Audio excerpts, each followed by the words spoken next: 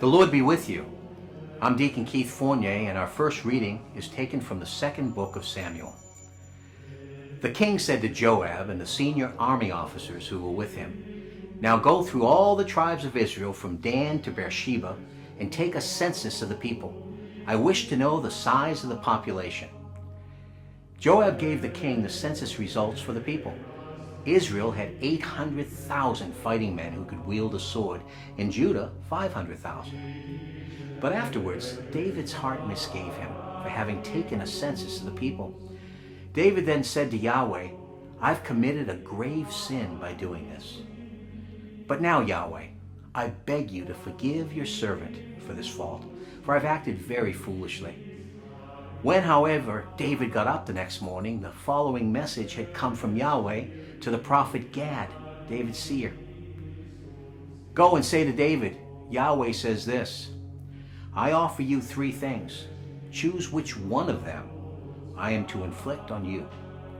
So Gad went to David and said, "Which do you prefer? To have 3 years of famine befall your country? To flee for 3 months before a pursuing army? Or to have 3 days of epidemic in your country? Now think and decide how I am to answer him who sends me." David said to Gad, "I am very apprehensive. Better to fall into Yahweh's hands, since his mercies are great, than to fall into the hands of men." So David chose the epidemic. It was the time of the wheat harvest. So Yahweh unleashed an epidemic on Israel. From that morning until the time determined, plague ravaged the people. And of the people from Dan to Beersheba, 70,000 died. But when the angel stretched his hand toward Jerusalem to destroy it, Yahweh felt sorry about the calamity. He said to the angel who was destroying the people, "Enough now, hold your hand." The angel of Yahweh was standing by the threshing floor of Araunah the Jebusite. When David saw the angel who was ravaging the people, he said to Yahweh, "I was the one who sinned. I was the one who acted wrongly. But these, the flock, what have they done? Let your hand lie heavy on me and on my family." Our responsorial psalm is taken from Psalm 32. How blessed are those whose offense is forgiven, whose sin blotted out.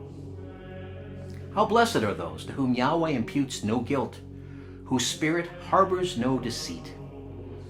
I made my sin known to you, did not conceal my guilt. I said, I shall confess my offense to Yahweh, and you, for your part, took away my guilt, forgave my sin. That is why each of your faithful ones prays to you in the time of distress. Even if great floods overflow, they will never reach your faithful. You are a refuge for me. You guard me in trouble. With songs of deliverance, you surround me. A reading from the Holy Gospel according to St. Mark. Leaving that district, he went to his hometown, and his disciples accompanied him. With the coming of the Sabbath, he began teaching in the synagogue, and most of them were astonished when they heard him. They said, "Where did this man get all this? What is this wisdom that has been granted him? And these miracles that are worked through him? This is the carpenter, surely, the son of Mary, the brother of James and Joseph, and Jude and Simon, his sisters too. Are they not here with us?" And they would not accept him.